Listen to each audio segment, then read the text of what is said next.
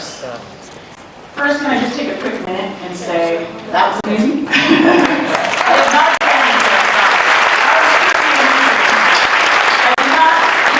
I was a fan of slam poetry, but I think we can all say we all are now.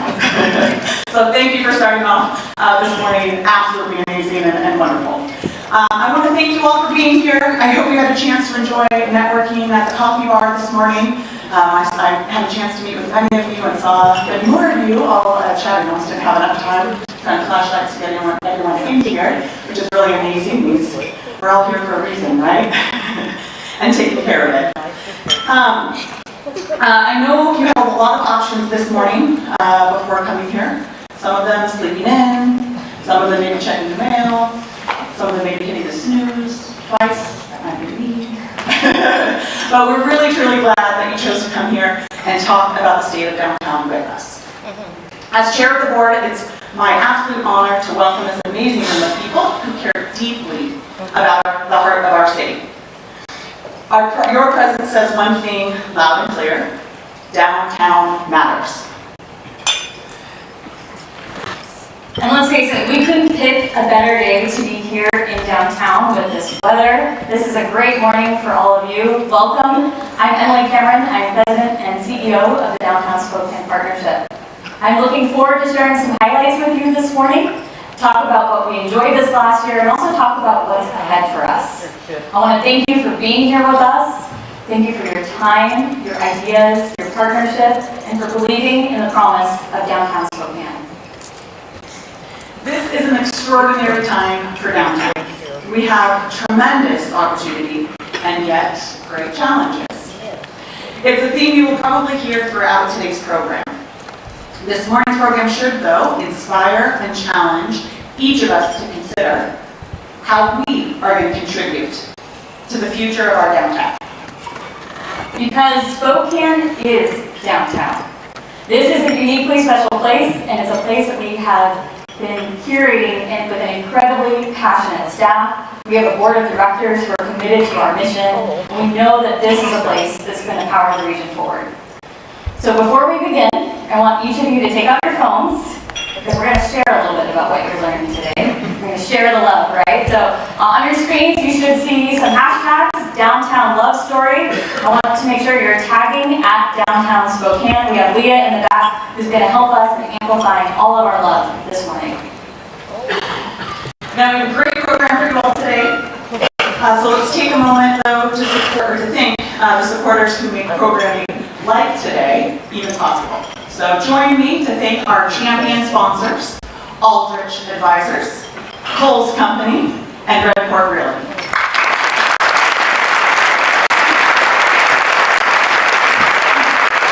And thank you to all of our booster table sponsors. You'll see on the screen, yep, and the program in front of you. Again, without our booster sponsors and without our primary sponsors, events like this just aren't possible. So thank you.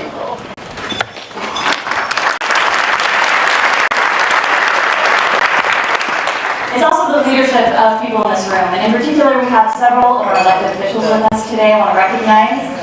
We have from the City of Spokane, Mayor Brown, and we have council members representing District 1, Jonathan Mingle, Michael Cathcart, District 2, we have Paul Dillon, and District 3, Kitty Klitsky, as well as I want to acknowledge we have Spokane Police Chief Kevin Hall and our downtown precinct captain, Curtis Reese.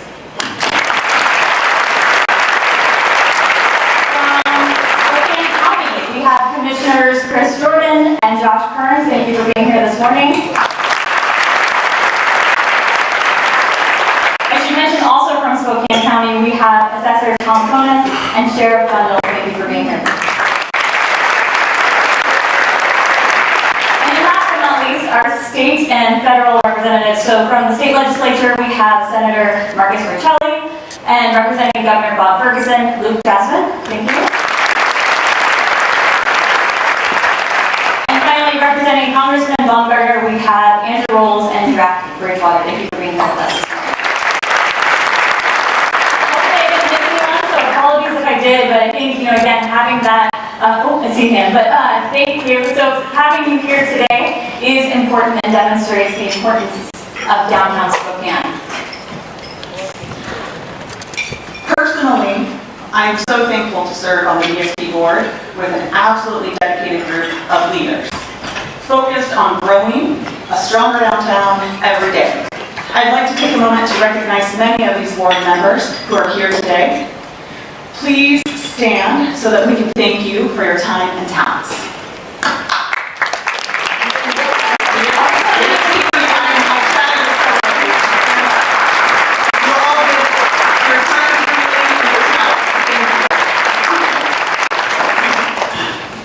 Similarly, we have several members of the Downtown Business Improvement District Ratepayer Advisory Board, or BID, here this morning as well. So BID members, please stand and be recognized.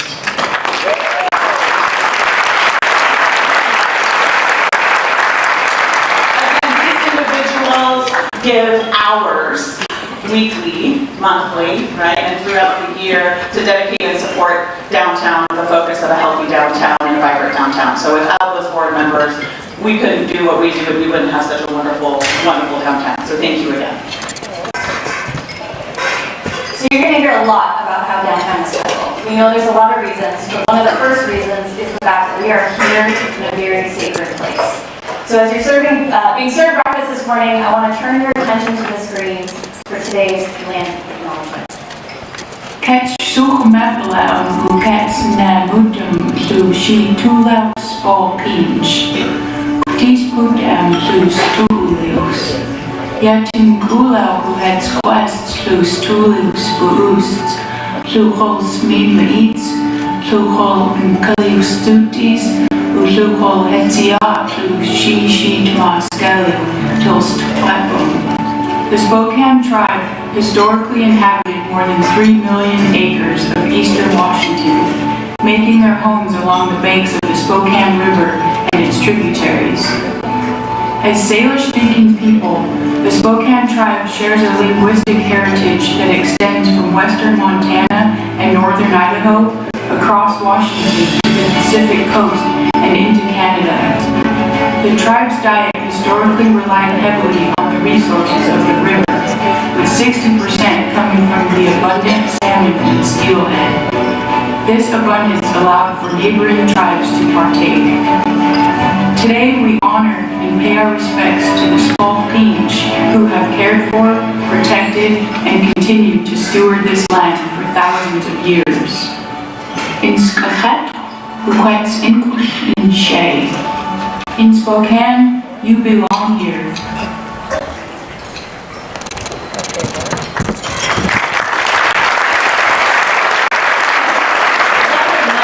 Thank Visit Spokane and the Spokane Tribe for letting us use that video this morning and doing such an incredible job in creating it.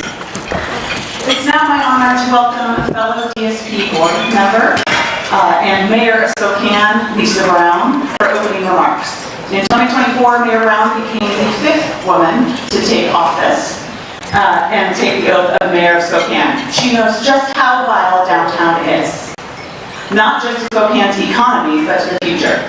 Mayor Brown is no stranger to bold ideas, and we're grateful for her partnership and commitment to building a stronger downtown. It's my honor to introduce Mayor Lisa Brown. Mayor?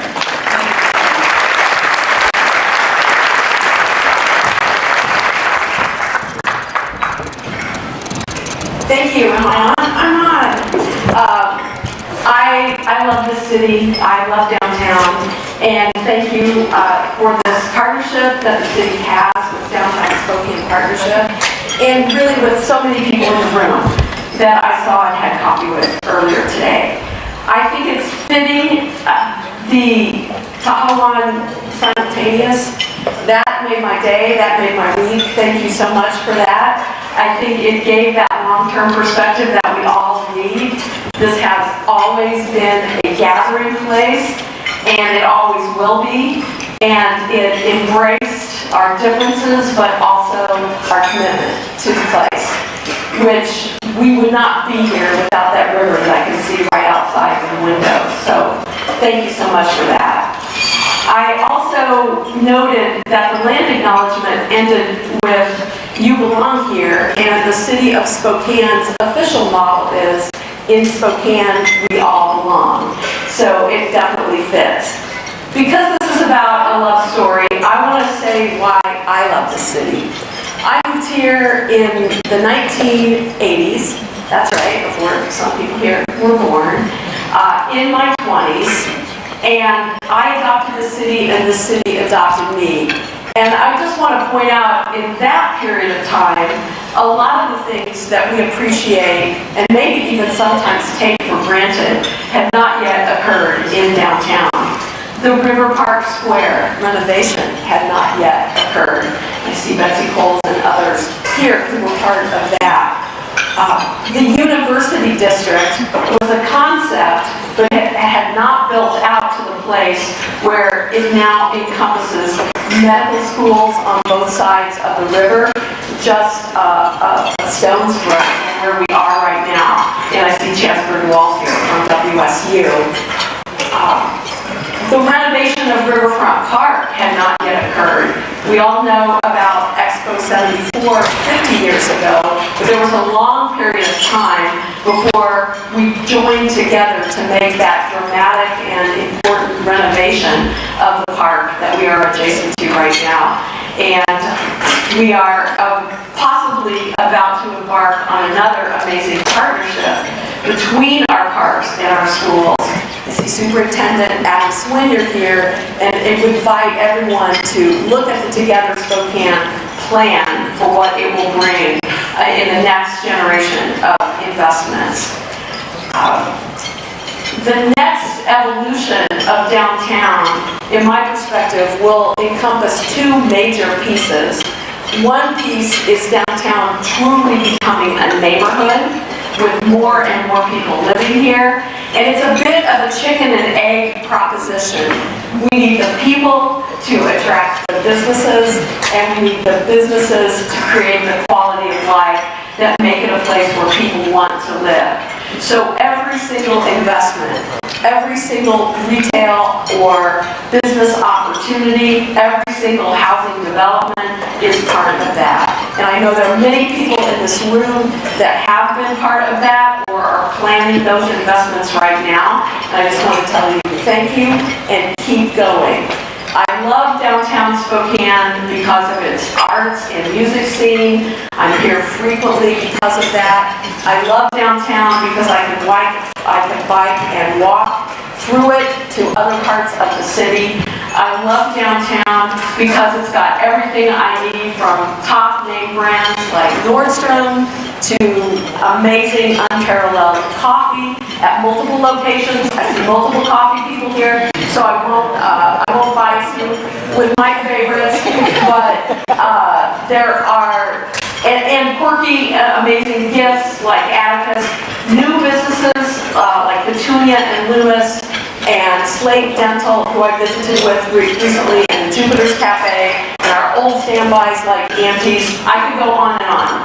I love downtown because I love to eat out, and there's so many opportunities to do that here. So that's my love story with Spokane. Let me say just a little bit about what the city's working on. And I'll move through this quickly, but I really encourage you to engage with us if you question the commitment across the city and the urgency with which we take the challenges we are facing. And in spite of the budget challenges that we have taken on last year, and which may be on the horizon again with economic uncertainty nationally, we will continue to make community safety for the whole city, but particularly for downtown, a focus. I don't know if we're showing the slides or not, but I want to just mention that we didn't get here by accident. We focused on community safety last year, hired new community safety leadership in Chief Kevin Hall and Chief Julie Ober. As mentioned before, Chief Hall is here. Chief, I want to thank you for your commitment to downtown, for unveiling the CORE program, which is community outreach and enforcement, response and enforcement, and for bringing a neighborhood resource officer to downtown. I want to thank everybody here because when we put the community safety sales tax forward as part of our solution to both the budget crisis and to the need to make these investments, It passed in 28 out of 29 neighborhoods. So I think that shows the commitment that people have to making those investments downtown. The GSI recently has been conducting a survey, and in the most recent Pulse survey, the percentage of people who feel safe downtown and feel safe in their neighborhoods went up in a statistically significant way. And we have been saying all along that this is the inflection point that we've been looking for, and now it's time for us to double down on the things that are working and continue to see progress in those statistics. I attended the Visit Spokane celebration and awards last night, and it's exciting to hear about record-breaking numbers of visitors to our region last year, over 10 million, the highest number ever. We put outreach into our homeless outreach team, and I just want to acknowledge the partnership between Downtown Spokane Partnerships Clean and Safe and the city's homeless outreach team. That collaboration just keeps getting stronger and stronger, and I'm pleased to announce that we have secured additional investments from the Washington State Department of Transportation that are going to allow us to continue and increase our investments into Clean and Safe in partnership with Downtown Spokane.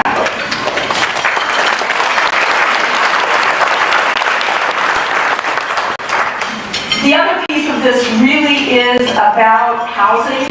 We know that the housing crisis and housing affordability that changed dramatically right before and during the pandemic is one of the destabilizing factors for our community, for families all over the city, but it also exacerbated the issue of the homeless population. And we know that that's compounded by the fentanyl crisis that has gripped this city and the nation. So we've engaged in a whole series of strategies. We call it all of the above to address that. Everything from utilizing state programs to help prevent people from becoming homeless when they are on the brink of losing their home, to doing that outreach and engagement with them when they become homeless, to creating more opportunities for behavioral health investments and mental health treatment, something that we desperately need more of in partnership with the county and the regional health district, and ultimately also creating more places for people to live at all income levels. Luxury living downtown, workforce or middle housing throughout the city, and I want to commend the City Council and our planning teams for the work they've done that has been lauded across the state and nationally for Spokane being a leader in developing more housing. And that's everything from expanding multifamily tax exemptions to creating, with the partnership of the legislature, the ability to create housing on parking lots, convert office buildings to housing, and zoning changes that don't require the same type of parking that has been a barrier to creating housing in the past. So that has resulted in record level permits last year, record level housing permits, multifamily, and record level permits for people seeking to add additional housing, such as ADUs or conversions of existing housing into multiple units. So in conclusion, we're excited to be working with DSP on a study about how to get even more housing downtown, and we look forward to implementing the results of that. And my conclusion would be, we need to continue the collaboration, double down or scale up what's working. We need to have all the critics also make investments, and we need to tell positive stories. So I'll close with one. I love downtown. I'm here all the time. This is the place where I had a professional career that a person could only dream of in higher education and public service. It's a place where I met my husband. It's a place where I have my son who lives downtown.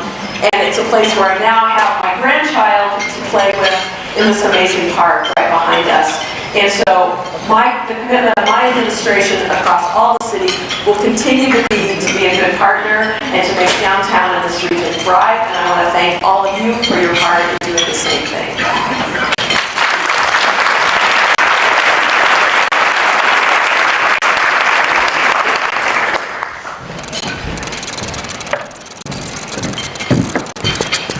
Thank you, Mayor Brown. That's very inspiring. So good morning, I'm Wendy Gaucher, I'm the store manager at Nordstrom. And last year, during our 50th year in downtown, Downtown Spokane had the honor of receiving the Legacy Award. An award presented to an organization, individual, or projects that believe in long-term investment into Spokane's urban core. It is now my honor to present the award to another organization that has made Downtown Spokane a destination for visitors near and far. So, for Hoop Fest, since its inception in 1990, Spokane Hoop Fest has profoundly impacted Downtown Spokane, transforming it into a vibrant hub of athleticism and community spirit. As the world's largest 3-on-3 basketball tournament, Hoop Fest annually attracts over 6,000 teams and 225,000 fans, converting 45 city blocks into a dynamic sports arena. Hoop Fest infuses approximately $39 million into the local economy each year, benefiting hotels, restaurants, and retailers. Beyond the weekend festivities, the Spokane Hoop Fest Association has invested over $1.6 million into community initiatives, including the construction and renovation of more than 27 outdoor basketball courts, fostering year-round recreational opportunities. This enduring legacy has solidified Spokane's identity as Hoop Town USA, celebrating a culture of inclusivity, athletic excellence, and civic pride.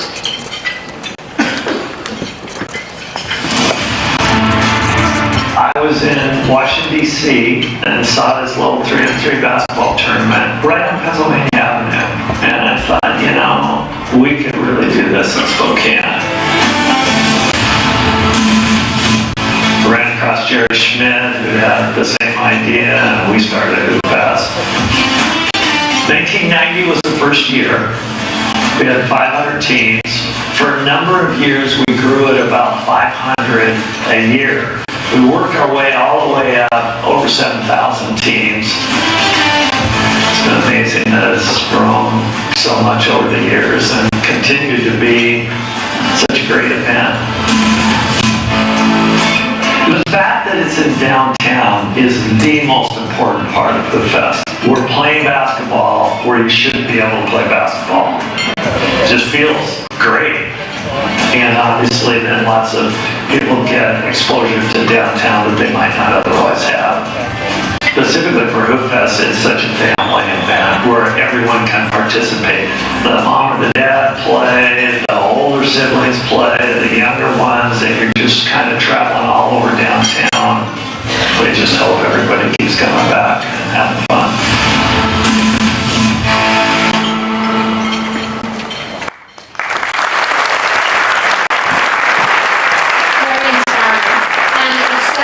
On behalf of Hoop Fest is Riley Stockton, Executive Director. Congratulations.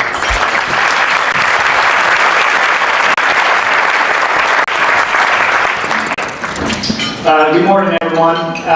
First, I want to thank the Downtown Spokane Partnership for recognizing our event. We love being a part of the DSP and we benefit greatly from it. I apologize to Wendy right before this because I bring a lot of sweaty people into her store, so sorry about that. Hoop Fest is in its 35th year this year, and we're a little less than a month away. Our small but mighty team of 8 on a good day is hard at work 3 blocks away trying to make sure that the 4,500 teams, the 5,000 teams that we'll have this year, and then the 200,000 people that come downtown for the event have a great experience. We want to be a bright light in the city and that's what we're working so hard on. I also want to highlight that we have a lot of our board members, previous staff, leadership that have paved the way for our current staff. We couldn't do it without you guys laying the groundwork for us, and really appreciate all the time and effort you put into it.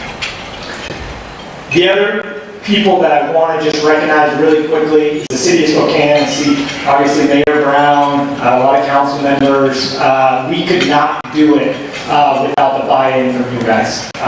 It's what makes this event special, what Rick said. The fact that we get to play downtown makes it special, so thanks for letting us borrow it for 2 days out of the year. The other people I want to just make sure to recognize is our volunteers. They are the unsung heroes of Hoop Fest. Like I said, we have 8 staff members. 8 people can only really do so much, but it's really the 3,000 volunteers that come down every year that makes Hoop Fest possible here and nowhere else. That's Spokane. When you talk about the best things about Spokane people show up for one another, and that is evident in Hoop Fest. Last but not least, I wouldn't be an event producer without shamelessly plugging that you can still sign up for Hoop Fest until June 4th. And you have plenty of time to sign up to volunteer as well. But I just want to thank DSP again for recognizing Hoop Fest, and we'll see everybody June 28th and June 29th. Thank you.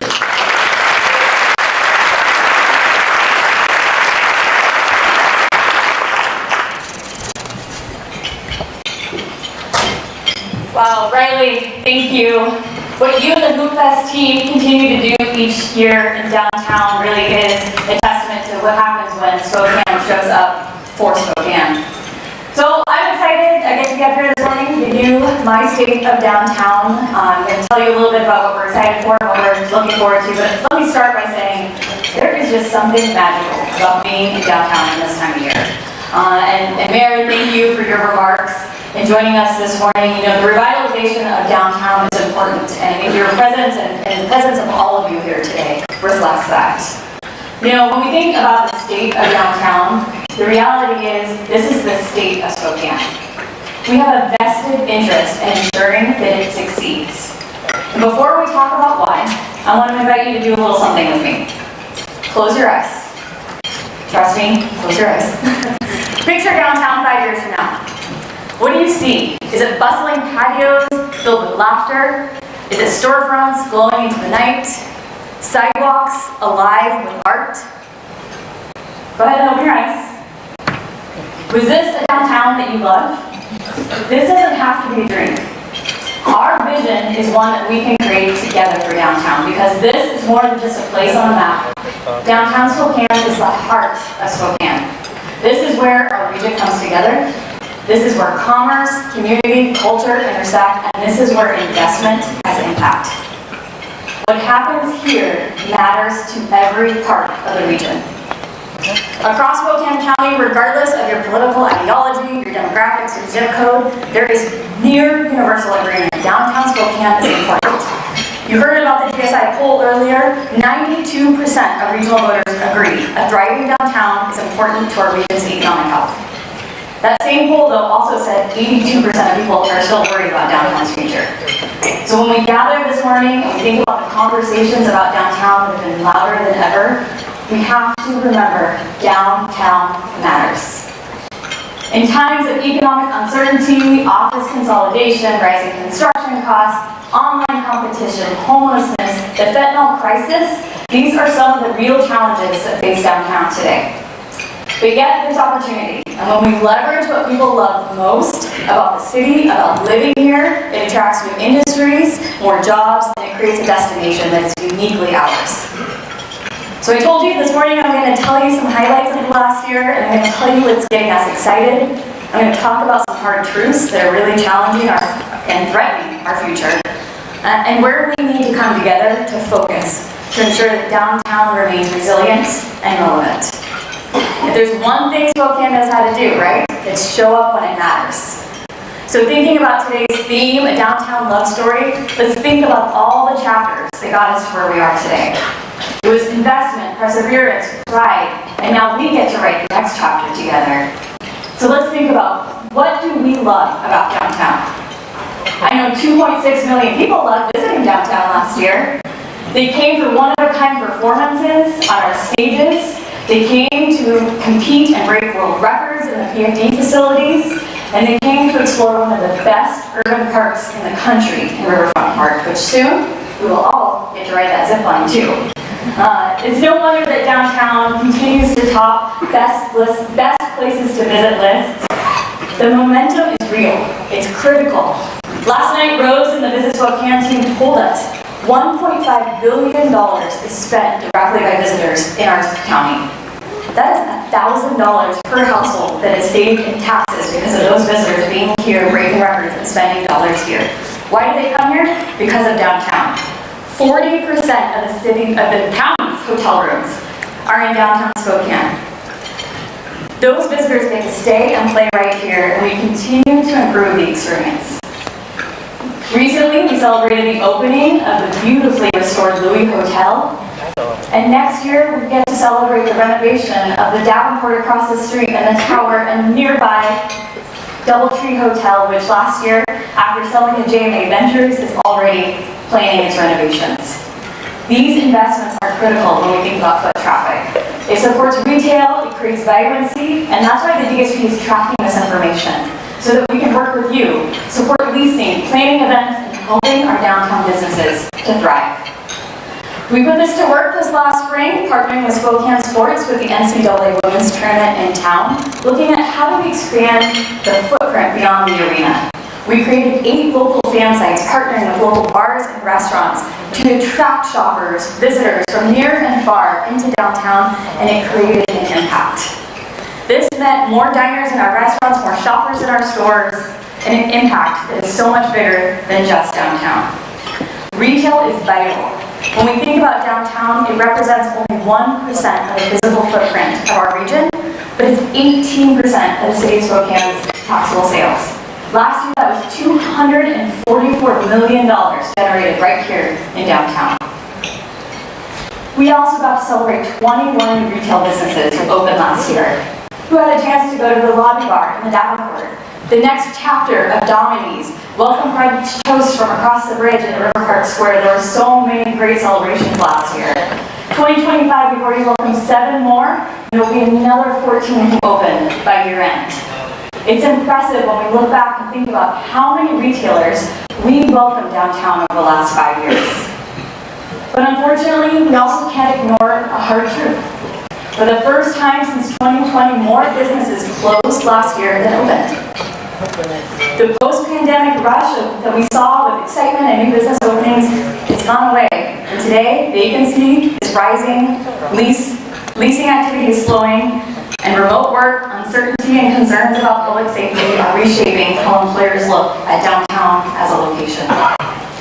When we think about how we compare ourselves to peer cities like Boise, where vacancy rates are falling, we have to look at this troubling trend. Kimberly Haygood recently talked about, they estimate downtown Spokane has $8.5 million in rent and 2,000 employees who should have been working downtown last year. That's 2,000 people who should have been eating in our restaurants, dining in our stores, and powering our local economy. The ripple effect is very real. When we think about downtown offices that sit empty, every single neighborhood feels that. It's an impact on our tax revenue, the ability to deliver services. It is Spokane's appeal to future employers and residents. So now, it's time to double down. It's time to recognize those of you in the room that are committed to downtown. Umpqua Bank, Kohl's Company, you're bringing employees back downtown on most days. Thank you. I'm going to ask you to say thank you.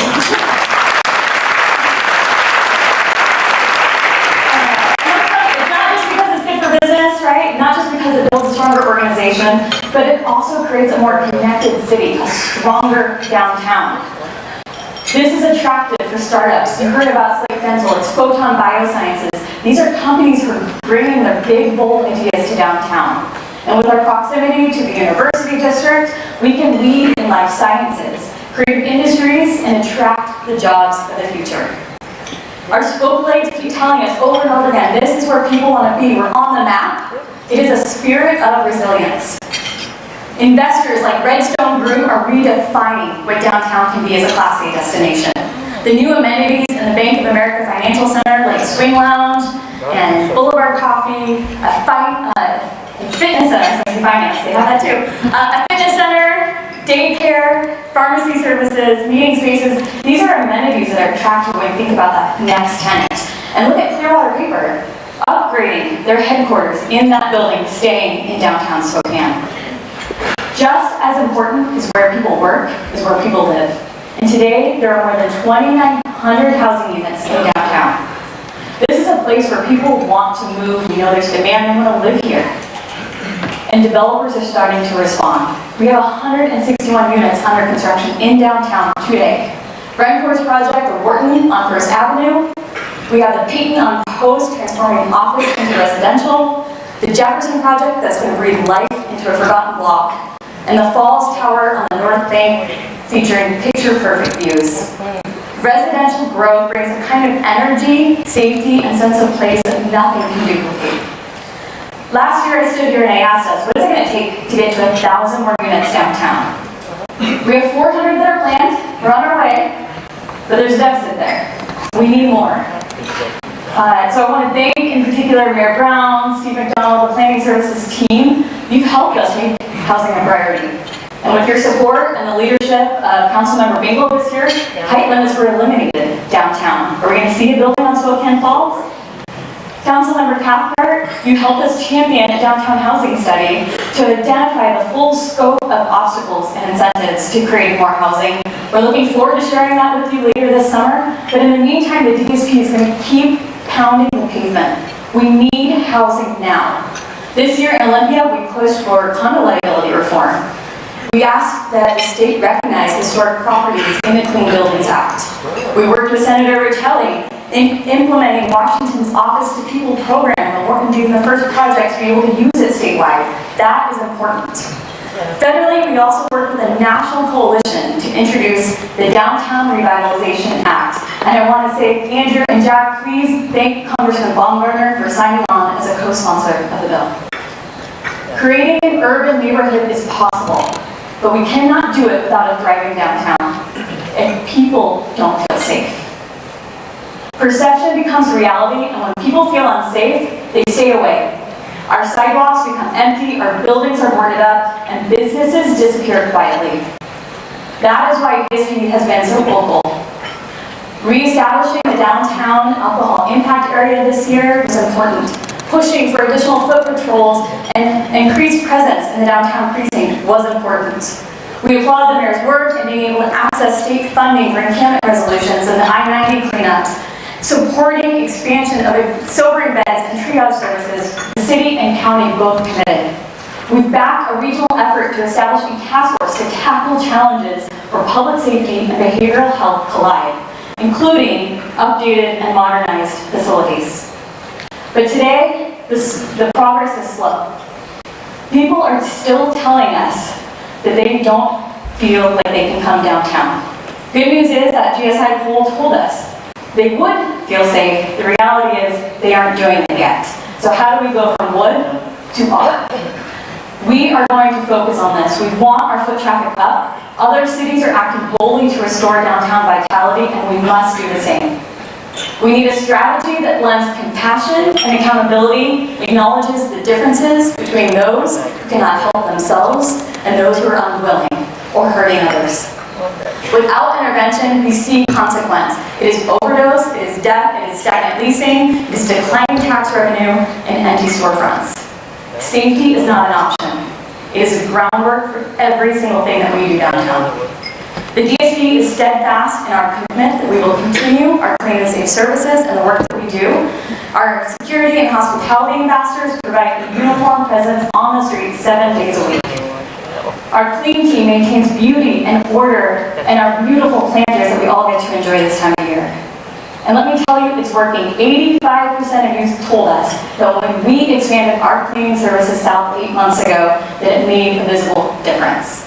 And while the pilot comes to an end in June, we're excited. We think this has created a foundation for the city to continue to build on, and this is progress. Clean and safe is the foundation of what we do. The DSP is a lot more. We celebrate our businesses through the best in bid. We help retailers to open and stay open, promote downtown through events, campaigns, placemaking. So much of our work is behind the scenes. We create physical moments that we hope go viral, looking at how we activate spaces for the holidays, engage in social media, online. This is all just getting started because this year we're going to relaunch the City Squad. We're going to create new events on Wall Street.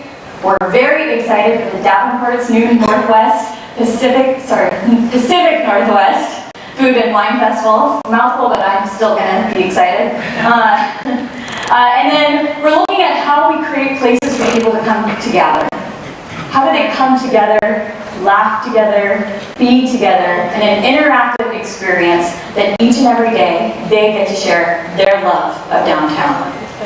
We believe that downtown should inspire and delight because this is a special story. And unfortunately, like many stories, it's complicated.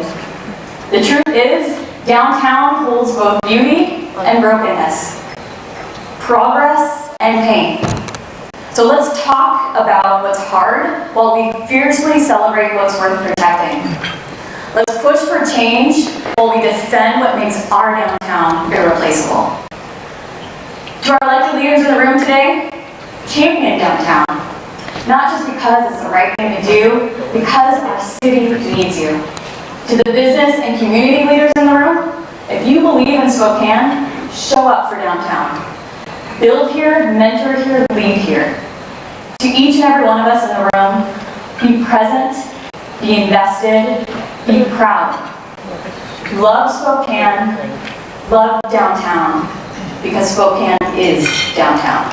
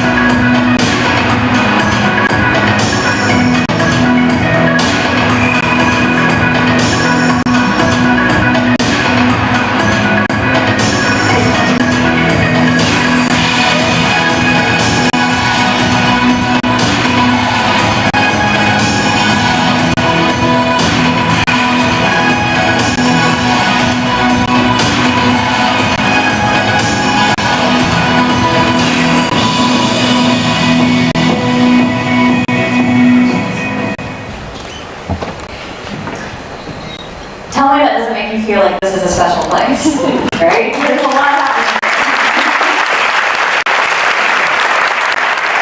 We talked a lot about how unique or how different downtown is, and again, it is because it is our heart, it is a piece of every corner of the region, it is a piece of each of us, and when downtown succeeds, we all succeed. So thank you for the opportunity to share with you a little bit about what makes us so excited. I know the staff works very hard to make sure that each and every day downtown is powering forward, so thank you for your support. I want to now recognize and invite Councilmember Bingle and Cathcart to join me as we welcome and kick off recognition for this year's Downtown Impact Award. Thank you.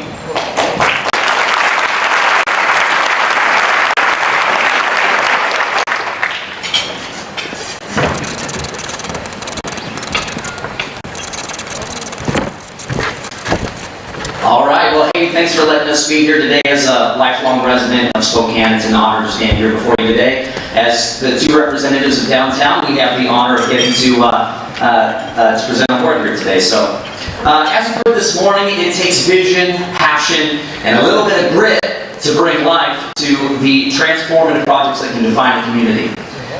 Recipients of the DSP Impact Award have revolutionized our downtown and have brought innovation to life through unique partnerships and projects, often providing solutions to challenges long thought insurmountable. This year, DSP is selected to honor the impact of One Spokane State.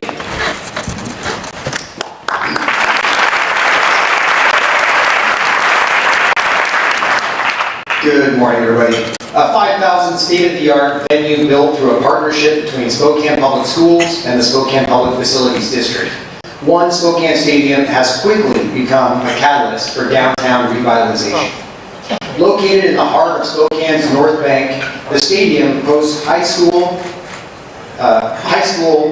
athletics, community events, and professional soccer. Its central location has increased accessibility for students and families, boosted foot traffic for local businesses, and enhanced the city's reputation as a regional hub for sports and entertainment. The project is a model of public partnership, delivering long-term value and civic pride to our Spokane community. Well, let's take a closer look.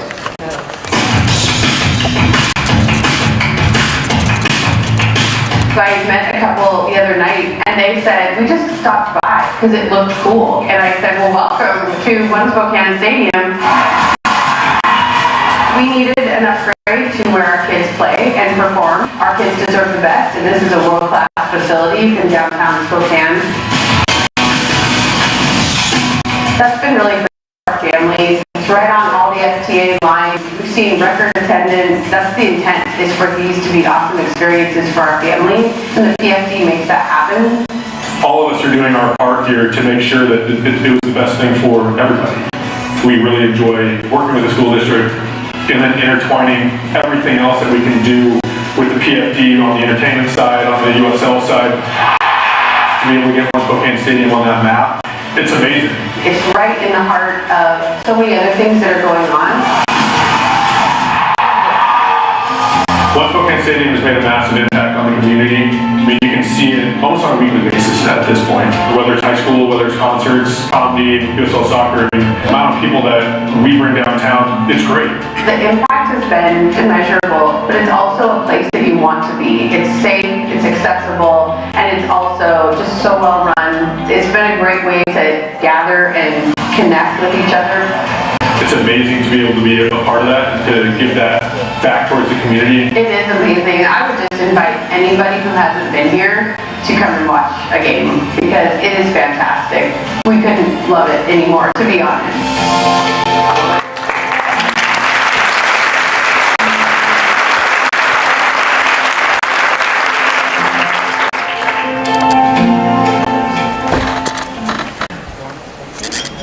Just a special shout out, actually, as we remember Greg Forsyth. I went to Rogers High School and he was one of my teachers. Rogers High School field is called Forsyth Field, and sorry that hit me just for a second there, but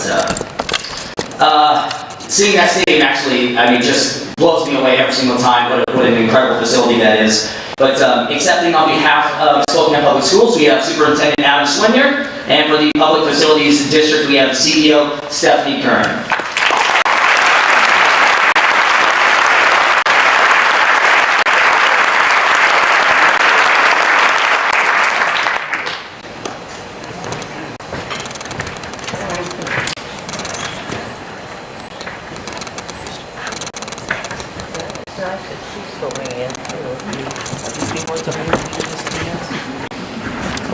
Way to show like the most emotional two videos right before you pick us up here. So what I love about my job is being able to use our public venues to advance our community, and we knew that relocating the stadium downtown would have a much bigger impact on our community. So I want to take a special moment to thank the Spokane Public Schools Board and the Spokane Public Facilities District Board, who very courageously voted to let us do this. And we wouldn't be here without them. So many, well, also my staff, I need to say, watching that video, you have no idea how many times a week we paint soccer lines, erase soccer lines, paint football lines, erase football lines. take a turf field and turn it into a concert floor and then back to a turf field. So it's a labor of love for us. So many partners in this room. I know ALSC is here, actually Barco, the DSP actually who led the way for us to be able to do this. I'm super grateful and thank you for this honor. And speaking of amazing partners. So thank you for the opportunity to be recognized, and want to start by mentioning that we've got some SPS students here that benefit on a regular basis from the stadium. It's important for them to be here, for students to see the adults working to make Spokane a better place. So please join me in recognizing our SPS students.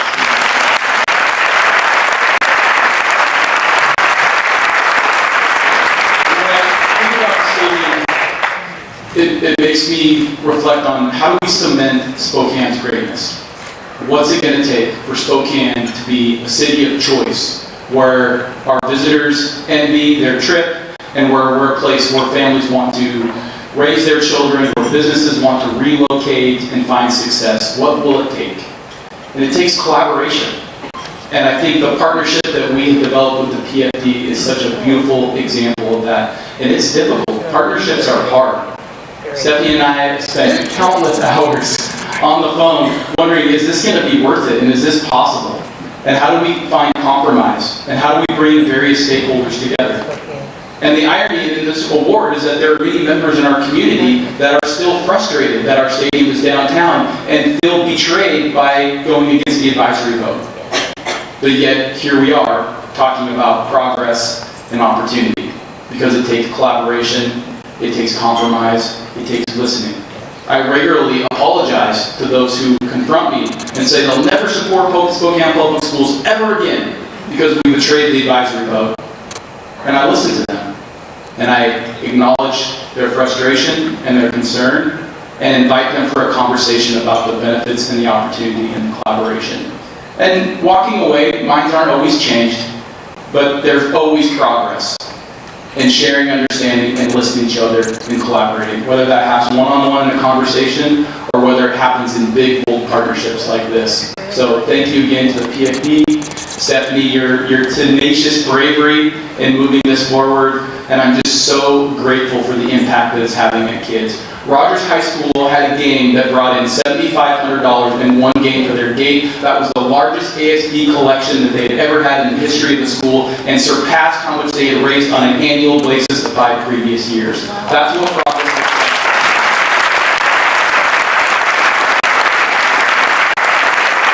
So thank you for the opportunity to be recognized. Thank you again to the DSP, you're a wonderful partner, and we appreciate what this is going to mean for kids in our community for years to come. Thank you.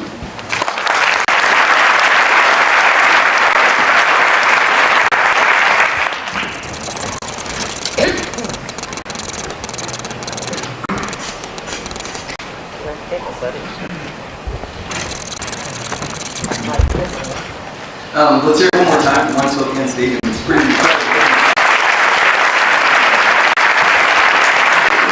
So hello, I'm Mike Whitmore, and I'm a partner with Aldridge Advisors and a member of the DSP board. It is an honor for Aldridge to sponsor today's program. As a downtown employer and as an active member of this community, the state of downtown is dearly important to our firm. Aldridge exists to improve the lives of our people, our clients, and our communities. And shortly after our merger with HMA, there was a discussion of how we can make Spokane feel loved, especially downtown. So we got on the phone with Liz over at the DSP. We said, Liz, what can we do? And a couple weeks ago, maybe we asked maybe a month ago or so now, 50 Aldridge partners and employees from across the Western United States gathered in a conference room and put together the floral displays that line Main Street. So if you especially like the one that hung by Durkins, I worked on that too. I thought that was exceptionally well done personally. But Aldridge is committed to downtown, and we're committed to Spokane. One of the benefits of sponsoring this program isn't just that I get to tell you all about the great things and great work that Aldridge does, but I also get the honor of introducing today's keynote speaker, Peter Kageyama, an internationally recognized author, speaker, and thought leader in the field of community development and civic engagement. Peter is perhaps best known for his books For the Love of Cities and Love Where You Live, which explores the powerful yet often overlooked force in city building: love. His work reminds us that the emotional connections we form with our communities, our parks, streets, neighborhoods, and gathering places are just as important as infrastructure, policy, and investment. Peter has spent his career helping leaders, policymakers, and everyday people transform citizens. It's not just the large projects, it's also the small, unexpected, people-driven moments that make a place feel alive, meaningful, and truly ours. From pop-up art projects to community gardens, murals to street performances, Peter shines a spotlight on the grassroots efforts that spark pride, participation, and yes, love in our cities. At the Downtown Spokane Partnership, we believe deeply in this philosophy. We know that downtown is more than a place.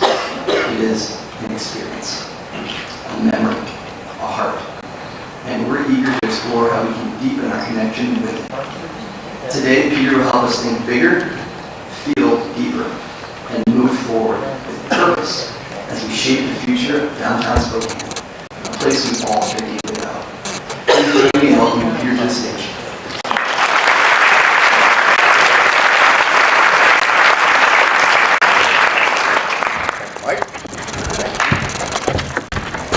Very nice introduction.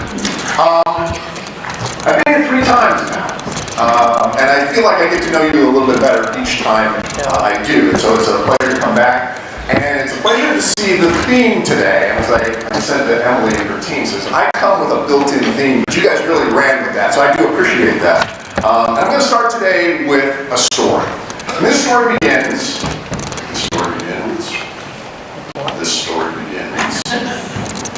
There we go.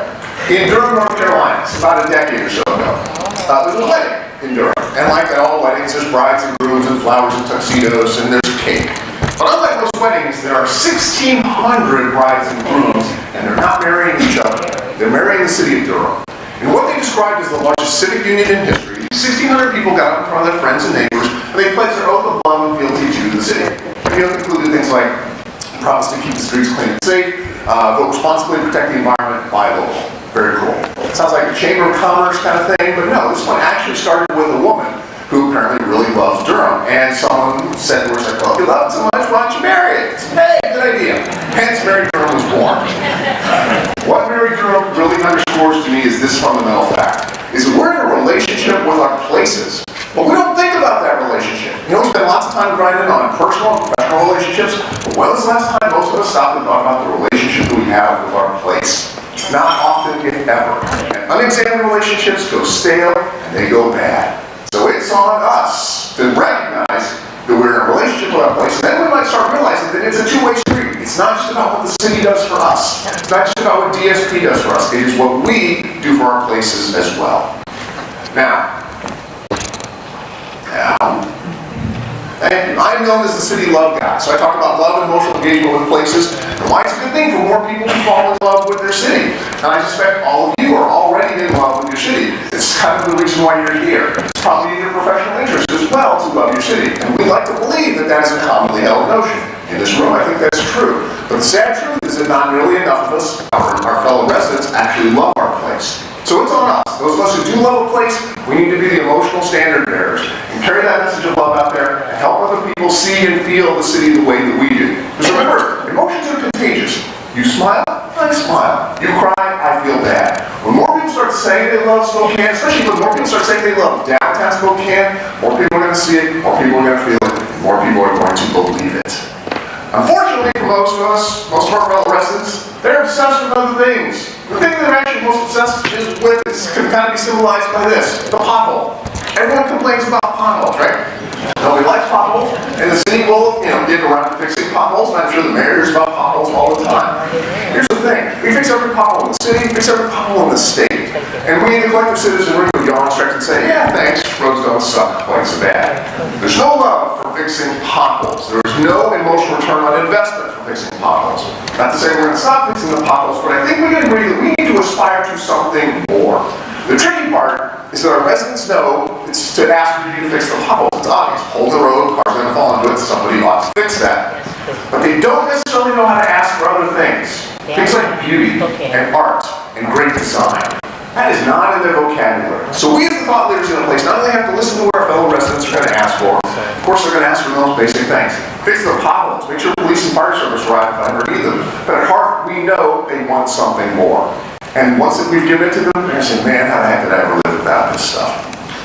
Now, of course, in building a working city, a great city, you have to meet minimum threshold requirements. And to be a working city, you have to be functional and safe. And I get that there are challenges to that notion here today. You know, we hear about this. People don't necessarily feel safe. They don't feel like the city is working for them. I get that. But this is a common problem in every city that I travel to. I travel to a lot of cities. Everyone always, this is an issue that everyone is dealing with at any given time. And here's the tricky part. There are going to be those in our community who say, you know what, until we get this functional and safe thing fixed, we don't need to worry about that other stuff. We need to really focus on the basics. Well, I get the notion that you want to focus on the basics, but we can do more than one thing at the same time.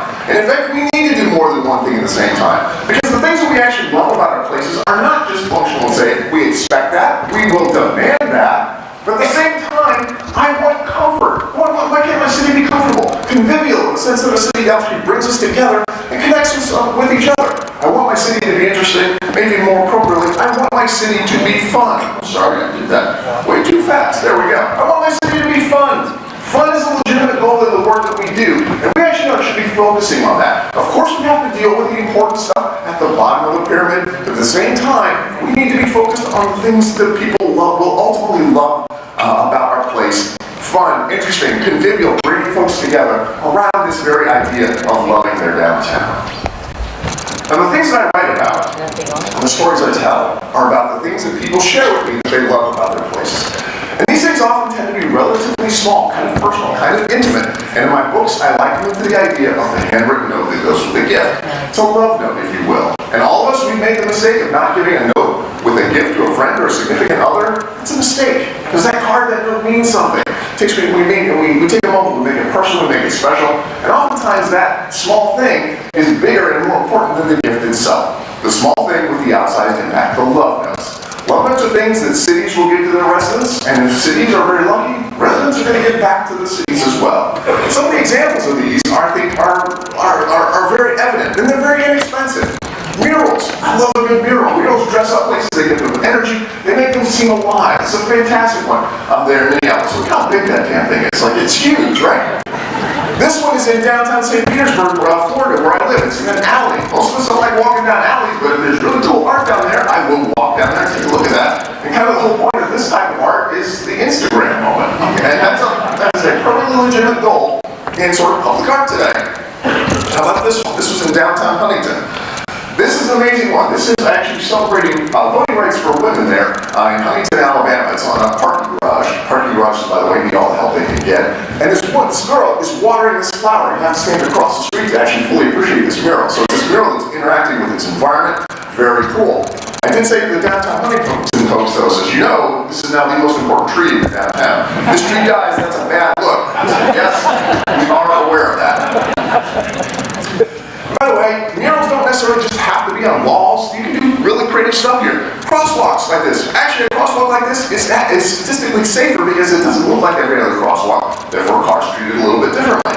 Or pathways. That's kind of cool. Why can't we do something like that? By the way, I'm walking around downtown. It's like, there's opportunities there. I know we don't think about that as an opportunity, but what would you do? I mean, you have this sort of, Michelangelo Sistine Chapel kind of moment where artists are painting underneath your walkways. Why not? That'd be kind of interesting. By the way, you guys have a lot of fun, creative stuff. And as somebody who's visited here a couple times, I appreciate this. The radio flyer thing, I think, works on multiple levels. A, of course, it is fun. But I'm also of a certain age that I remember the radio flyer wagon. So those of us who are of a certain age, we go, this is a callback to our youth and nostalgia. This works on multiple levels. Absolutely love it. Well done there. And cute little things like this. Yes, the blocks. It works. It's a photograph moment. You actually want to do something like this. Again, small thing, outsized impact. How about this crazy piece of art? I know the story about this. This started out as guerrilla art that eventually became legitimized. And I was told the artist might actually be in the room today. Is the artist somebody involved in this? Anonymous. Well, thank you, Anonymous, for doing something like that. There. And then the garbage goat. I learned the story of the garbage goat, and I think this is amazing, right? Here's the thing. The garbage goat needs a name. How fun would that be? It's like, it's 50 years or so, right? Why can't the garbage goat maybe get a name? Maybe that can be a project. Again, something that engages people's imagination, gets them to think about something fun, and not for nothing, it brings attention back downtown. And of course, the ultimate love note for you all is your river. Your river is spectacular, right? And to have that as sort of the central identifying feature of your community, anything, and I've said this on my last visit here, anything you can do that brings people back and reconnects them on some level with the river, that is a win. That is an absolute love note for your community. Here's the question, because this is a slightly different conversation than I would typically talk about. We're here today to talk about this question downtown, and I will ask you the provocative question, do you love downtown? And again, I think the fact that you're here today evinces that yes, you do love downtown, or you have a certain vested interest here in downtown, and I get that. But the challenge is how do we carry that love out there, and so it's not just sort of occasional, and recognize that, you know what, part of this is, again, recognizing the relationship. Certainly, we love downtown during Food Fest. That's a couple days out of the year. You know, that brings, thousands of people downtown. And vitality, yes, that's exciting. We certainly love it during Bloom's Day. Again, same kind of thing. It's easy to love downtown when you have these sort of signature events that are going on there. But how do you love it the other 361 days out of the year, 362 days out of the year? And that sort of becomes the challenge in all of this. Yes. And the thing is when folks come down here for these events, the problems or the perceived problems that they have with the homeless and drug use and mental health and all this other stuff, they don't seem to notice that stuff because there's so many other people, you know, that are downtown. Here's the trick. Good activity takes away people's attention from bad activity. And all of a sudden, people just look around and having a great time. They don't even notice the perception of the so-called bad things that are happening in the community. So how do we do that? And I think the trick is to go back in and examine this relationship. And let's pretend that we're dating Spokane, or we're dating downtown again. How might we start if we're starting, this courtship, or this new relationship, or renewing this relationship that we're having with downtown? Well, of course, if it's a first date, or if we're starting a relationship or something, flowers are always a good place to start, right? And you're in the Lilac City. This is kind of in your DNA, right? And not every city has this strong association with the flowers. I would like to see this even more. I understand I just missed when the lilacs were in bloom, and apparently it's, everyone, you can smell it, you can feel it, it's very noticeable for you. But lean into it. There are other communities that have absolutely leaned into the whole flower association. Holland, Michigan, the tulips, they are everywhere, right? Or even here in Washington, smaller city, Sequim, up there in the northwest, is known as the lavender capital of North America. They have a whole lavender trail kind of thing. Lean into it. And I get that it's hard. These are smaller towns. You guys are a much bigger place. Maybe it's hard to, how do we have literally fields of lilacs everywhere? It's like, I don't know. But that would be a good goal. Because again, leaning into that identity, you are the Lilac City, I want to feel that. And again, flowers are a great idea in terms of starting and sparking a relationship. And the whole Lilac Lane kind of thing. Yes, and this was Mike introduced it. Yeah, I think this is fantastic. Let's do this. This was on 1 block. But how about next year it's on 2? Or maybe even 3 or 4. Let's make it bigger. Let's make it citywide. But let's start here in the heart of the city, which is downtown. This is really well done. I don't even mind that these are artificial. They last longer. They look cool. And again, the whole idea is to bring people and remind them that yes, you are the Lilac City. How about let's go for a drink? Because the best bars, the coolest bars, are downtown. It's like, okay, we're going to get to know each other over a drink. Or let's go see a show. Yeah, because the coolest theaters are downtown. We'll get to see something really interesting there. It's like, maybe you're more intellectual. Well, how about we go to the bookstore? Let's go take a look at the bookstore. There are these amazing things that are in downtown. And if we can remind people that there are these things here, this might re-spark or rekindle that relationship that people have with their place. How about this? Let's go for a walk. We'll go for a walk. We're actually out there under these amazing lights. And I'd like to see these lights extended all over downtown. Not just in one place. This is a great place to start. It's a fantastic kind of light thing. By the way, romantic. Yeah, this is kind of cool. Let's go for a walk under there. Maybe we go down. Let's go to the park. we'll walk through the park. Maybe it's on this side, or maybe we go over to the other side, which I think is very cool. A little more trees, a little bit different. I think this is a fantastic way. Maybe we're going to sit, we're going to have a moment there as we look at that river. And again, we're reconnecting with that river. That'd be a good date. I think people were just reminded of this. You go, yeah, there's good stuff down there. And they would get over this, whatever perception and the fear, I get that. That is real. Emotions are real. And the way people feel, we cannot discount that. But if emotions are real, then we, as the people who love a place, we need to help people see and feel the place differently. And I have a few thoughts for you as I've been described as, people call me the best friend of cities. Because a true friend will tell you when your zipper's open. A true friend will tell you when you've got something in your teeth before you get on stage, right? No, and as a true friend, I think we can have a conversation about downtown. One of the things, let's go back to that date. I think you need more comfortable places where people can just sit and appreciate the amazing river that you have. I know there are benches out there, but even more. You know, again, there's nothing, I cannot overemphasize how important simply connecting to your river would be.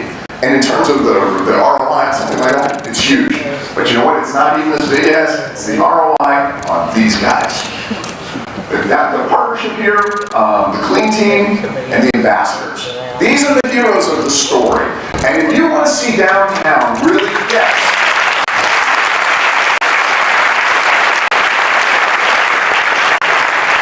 I want to see an exponential increase in the way people, and how much better downtown can be, and the way people feel about downtown, and just overall results. I'll give you a really simple formula. Double the number, give Emily and her team the amount of money to double the number of the ambassadors and the clean team by next year. I guarantee you, people will feel downtown even more so. I'm looking at you, Madam Mayor. I'm looking at the business leaders in here as well. This is a simple one. I don't have a grand solution to a wicked problem like homelessness, mental health, the fentanyl problem. None of us do. But I do have a very simple, direct solution to how we feel about a place, and it's this. Fund the clean and safe teams. Fund the ambassadors. Double them. I guarantee you, you'll feel better about downtown exponentially the next time you're having this conversation. Boo Radleys. I love this. And I love the fact that in your downtown, you have room for a place like Boo Radleys and Petunia and Loomis. You have this sort of weirdo Bermuda Triangle sort of area of downtown. And at the same time, you also have Nordstrom's. That's an amazing thing. Most downtowns don't have that sort of breadth. And retail mix is really important. But the fact is you have the capability of moving up and down that spectrum here in downtown. That is unique. Well done. Clock tower here. What's the name of this clock tower, by the way? That's a good name. Okay. Here's the funny thing. I travel through lots and lots of cities. Lots of cities have these old clock towers either in their parks. Some of them have these really significant clock towers or clocks in their downtown. I'm stunned at how many of them don't work. The fact that you have one that works, that's something. That means it's something. No, it's something that's very visible and it's not broken in the community. That is a win. That is absolutely a love. You probably don't think about it that way, but the next time that thing breaks, the business, how much is it going to cost to fix that? Fix the damn clock tower. It doesn't matter. And what can we do with this? Right? Parquet is sort of one of the most visible things in your downtown. But at the ground level, it's kind of, it doesn't really interact with the environment. But what could we do? How do we make this more permeable? Could we open up these stalls? Could we do sort of a farmer's market too? Could we do pop-up retail? Could we do something? Because again, parquet, huge. And it's central to your downtown. And this would be a great way to revitalize something, to get this idea of something is happening downtown. And I want to see more lights, right? And Emily and I were talking about this, and I know that we started going sort of alley by alley, increasing the number of lights. Again, a really simple solution to all kinds of things, right? People will feel safer, better lighting. It's more inviting. It's and when it's more inviting, you get more people down here, the businesses are going to appreciate that. And who knows what other kind of stuff could happen under there. Let's think about more artwork in there. More light, that's really simple. And this one, I'm wearing this badge today. Thank you very much for that. And I love the theme, to Spokane with love. Very cool. Here's my question, and here would be my challenge to all of you.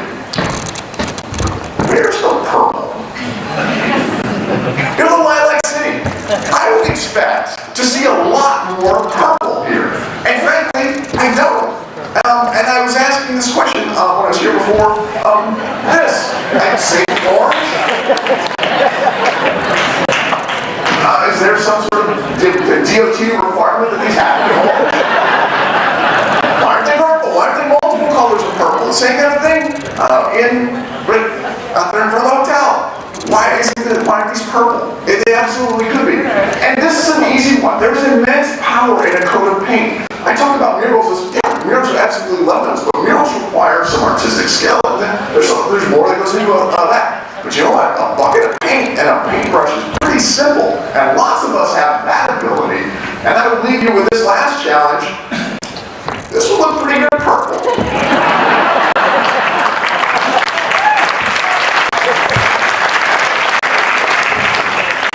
Next year. All right. So a couple closing thoughts for all of you. There's an interesting metaphor. There's an interesting saying. It talks about the second penguin. The second penguin syndrome is this. The first penguin that gets in the water, that's dangerous. Because the first penguin goes in and it can be eaten by a shark or a walrus. It's the second penguin. The second penguin is the one that looks in the water and goes, oh, Donald lived, I'm going in, right? So, the second penguin has both courage, not maybe as much as the first penguin, but it also has experience and sort of has knowledge, right? Here's the thing. Some people think they don't want to be the first penguin to come back downtown. We know people like that. They're the ones who sort of given up on downtown. And again, I can't overemphasize how wrong-headed that is. Downtown is the psychic center of places, every place. Downtown is the heart of a place. And as downtown goes, so goes the rest of your community. If downtown doesn't feel vibrant, I guarantee you the rest of the city will be suffering there as well. So here's the thing. All of you have the knowledge. You know downtown is not the unsafe place. It's, whatever the perception is out there. You know that is not true. But here's where you could actually act like the first penguins. Now, I'm going to bring you downtown. I'm going to take you downtown. We need to go downtown because there's cool stuff happening. I'm going to take you to that bar. I'm going to take you to that show. We're going to have dinner. We're going to go for a walk. We're going to do this.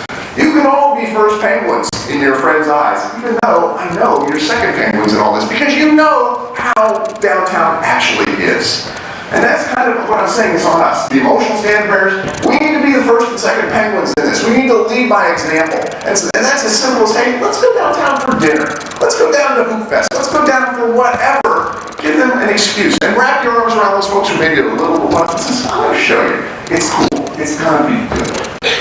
Bring that, that first penguin energy in all of that. This is a pretty good saying. A person who never made a mistake never tried anything new. Let's not be the type of community that is so afraid of making a mistake that we never try anything new. Because at best, I think that is a recipe for mediocrity. In truth, I think it's a long-term recipe for failure. Because you know what? Some other community is maybe going to try something that may fall flat, it may not go right, but they get up, they keep trying again, and eventually they get it right. Once somebody gets it right, they can vastly outdistance us pretty quickly. So again, let's not be that type of community that is so afraid of making a mistake that we're just satisfied with little incremental improvements. No, let's try something different. Not saying go out and be wild and crazy, but occasionally, let's try maybe doing something just a little bit different. Let's paint the parquet purple. And last is this one. To do small things with great love. This has become sort of personally meaningful to me over the last few years. And I get it. We're all busy people. There's lots of stuff that crosses your desk that you get your professional attention, you do whatever you need to do. But occasionally something captures something passes your desk and oh, that's kind of interesting. You should note that moment. When something does capture your attention a little bit more than is minimally required for your professional sort of lives, note that. And if you can bring something to the table, a little bit more of yourself, your creativity, your passion, your love, do it. Because I guarantee you that someone down the road will feel that somebody cared more about this than simply passing along as they ever wanted to do. So finding the opportunity to do those small things with great love, yeah, those things absolutely do matter. And I wrote this down because Tawan was brilliant there. And he said, and what's kind of cool is I actually knew most of the references that he was making in your community. And I'm the outsider now. But he said this, the hardest work is never done. And that's true. The never done. And relationships require maintenance. Relationships require attention. And sometimes they have these hard moments. Every relationship has its ups and downs. But if we're going to be in a long-term relationship with downtown, and you absolutely, it is in all of your best interest, you have to have a relationship with downtown. Downtown is the psychic center. Downtown is the economic center. Downtown is it, right? You have to have a relationship with downtown. And maybe it's going through a challenging phase. You know what? But you are the ones who are going to help bring it out. You're going to help change that, the nature of that relationship, and make it better for everybody else. Be that first penguin. Be that love ambassador and help other people see and feel downtown the way that we know it actually is, as the vibrant heart, as literally everyone's neighborhood, not just the neighborhood they live in. Downtown is everyone's neighborhood. Thank you very much.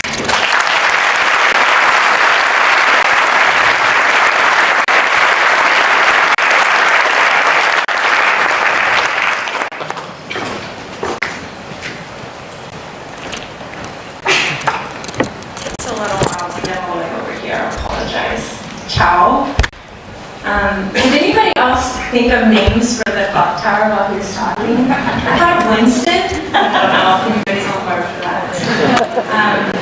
It's an honor to be here with everybody. I'm just some woman that is doing her best to transform chaos into beauty. And it's fitting, it's so funny. I don't know if you guys have ever experienced this, but what people are talking about here, I was dreaming about last night, or thinking about last night. You'll notice in some of the stories that I'm about to share before we go into the prompt. But I was thinking about my cousin last night. He's a junior in high school, and he has a girlfriend, his first girlfriend. He drives, and yesterday he called me to show me his haircut, his new haircut. It looks so handsome. I was thinking about him because life is going by really fast, and I know that's kind of a cliche thing to say, but there are moments, I don't know if you guys resonate with this, but there are some moments where it just kind of hits you a little bit more intentionally or more intensely. And when he was 3, he used to call me his sweets, and so we call each other that now. And when he was about 6 or 7, I was visiting town, and I came in late the night before, and I woke up and I went into the kitchen and I found a little letter, and it said, "For you, love," and love was spelled L-O with the O in the shape of a heart, B, so love. Love him, next to a bowl of soggy cereal. And that moment really marked me because I realized that meant he woke up really early and made me breakfast. And I don't know, how many people in this room would feel, who would feel loved with that kind of intentionality? Anyone else? How many people in this room maybe want to be that kind of intentional person that loves like that? Yeah? I think there's such beauty in being intentional with our time. It's valuable, it's finite, our energy is finite, our presence matters, and that's what this free love letters, our installation is all about. They're my installations, they're these interactive art pieces that invite people to participate in this community exchange of love and art by receiving handwritten letters of love, and then by offering these letters in a playful way. There's small installations that you'll see here at this event, and my largest installation is currently in Simon's Block Hotel. Everyone is invited to playfully fold their letters in a particular way. In the Simon's Block Hotel, they're folded into paper airplanes, and the design is meant, the larger designs are meant to hang high up. So my hope is that it invites people to playfully throw their love letters to the top of the installation. and then they take it, as they leave, they take a love letter. So in this context, I don't know if you guys have noticed, but there's a pink sheet of paper at your desk or at your table. The invitation today is for you guys to write a love letter specifically to Downtown Spokane. And in the booklet, there's also instructions on how to fold this love note into a heart. And as you leave, you can place your love letter into the tops of these installations, maybe carefully, and then take one. So after you give your message of love, receive one. This is part of this exchange. It's not just to give, but to also receive. And you'll have a couple moments after after this video or during the video. And I believe that's it. But anyway, if any of this resonated with you, come say hi. My name is Monet Lyons, your Italian American expressionist. Thank you.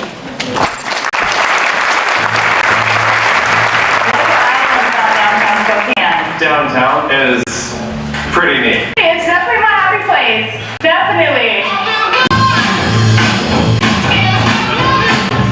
I like the community of downtown. I've worked downtown for several years. I have a lot of memories of my kids over there at the fountain. I actually learned to ice skate here.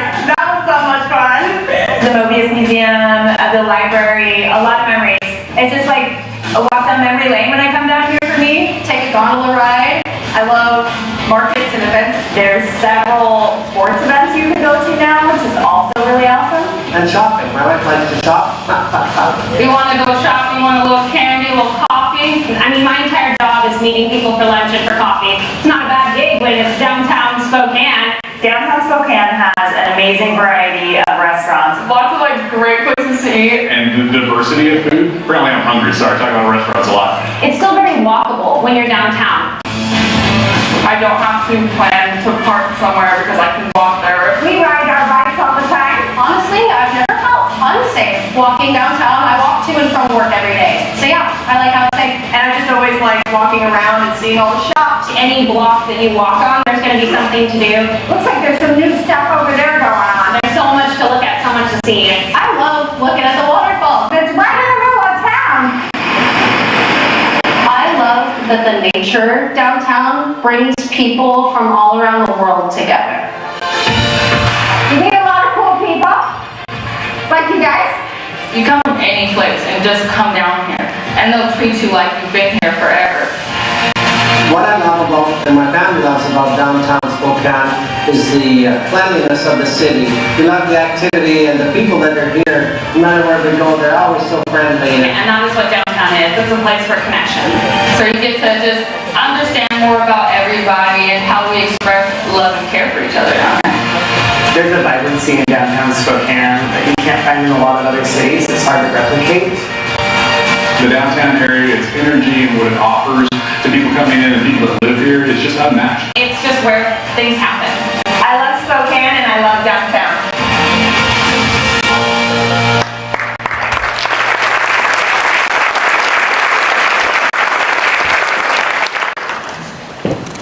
All right, we're on the home stretch. Thank you for giving us your morning. I hope you all fill out your love notes.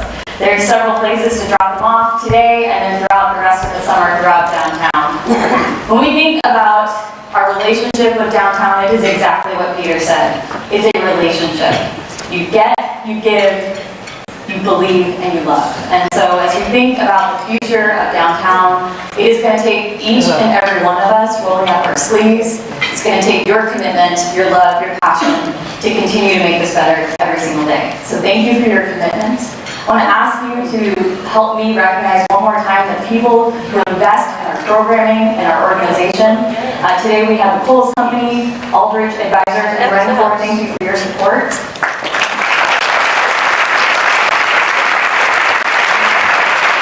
As well as our booster sponsors and in-kind partners. I also need to recognize a very special group who help power everything that we do all year long. The DSP's benefactor members really contribute to our vision of a vibrant and active downtown. So join me to thank Avista, BNSF, the Kohl's Company, Davenport Hotels, and Washington Trust Bank. Thank you for your support.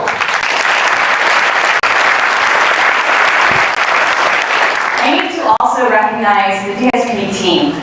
Events like this take a lot of work, and hopefully everyone is enjoying the love. Liz in particular, Hooker, put a lot of time, energy, and effort into today. The message is something that we live and breathe at the DSP. Every single member of our team believes in the vision of a better downtown, and they come to work every day prepared to make it better. From our clean team to our ambassadors, Kevin and Mari, and the entire DSP staff, thank you for what you do.